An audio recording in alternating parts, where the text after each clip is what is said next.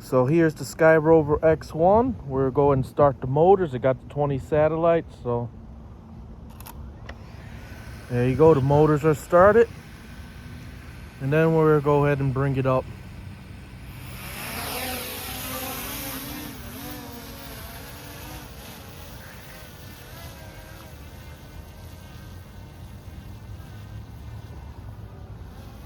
Okay, and then we'll go and look just to see how the gimbal itself is handling.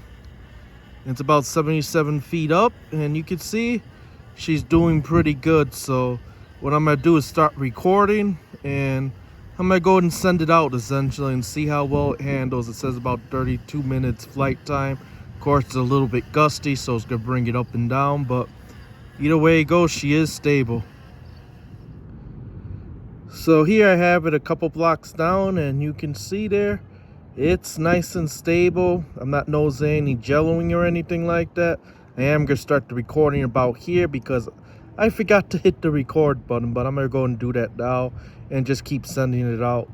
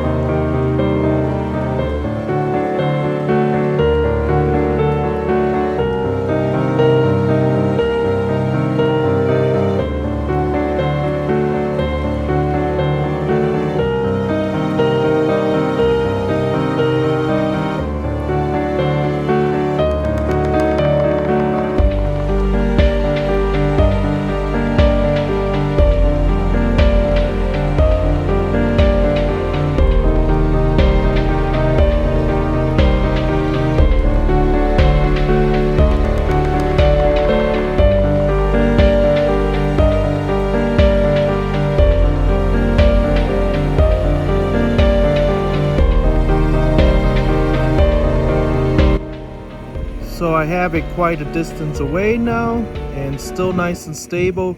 It is getting me interference warning, but I'm just pretty much increasing the altitude to actually gain signal so I could get an extra bar or two to go out. But that's typical. I mean, my Mini 3 actually does quite a bit further, so I'm kind of surprised. Like I said, I don't know what transmission system they're using. It probably has to do with the controller, but either way it goes, you can see the RC signal bouncing back up and down. And tip is, if you want to actually increase signal, is just to bring it up about 20-25 feet. It typically will give you an extra bar or two, and you can even rotate the drone and stuff like that to actually get signal. But you can see there, it's still nice and stable. You can see how far we gone already, pretty much, and how high we are. And I'm not seeing any problems, so that's a good thing.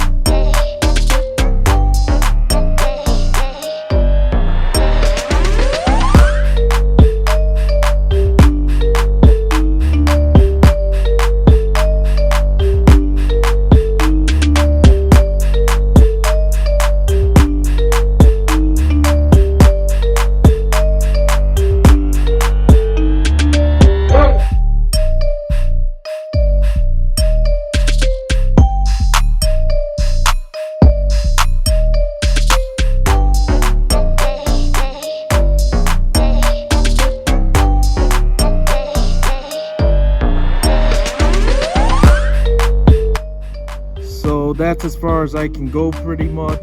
That you can see there, it's really bad now, but either way it goes, it's still picking up video signal and stuff, of course at a lower bit rate and stuff. But here you go. So I'm gonna go and bring it back around because I don't want to take a chance losing, because it's not mine. So let me go and bring it back. I know I just stated that the Mini 3 Pro can do longer range, and the reason that it can actually do longer range is because I'm actually using an RC Pro controller. So of course it's going to do a little bit more range than this would with the regular controller and so forth. It got 2 external antennas and 2 internal ones, so you'll be able to penetrate actually a little bit better and so forth. And of course if you add a reflector to reflect the power going forward and stuff, you'll even get more range out of that even. So disregard the last comment, this is actually pretty good range considering it did 1.2 miles in a high interference business class area and stuff. That's actually very good range with the standard controller.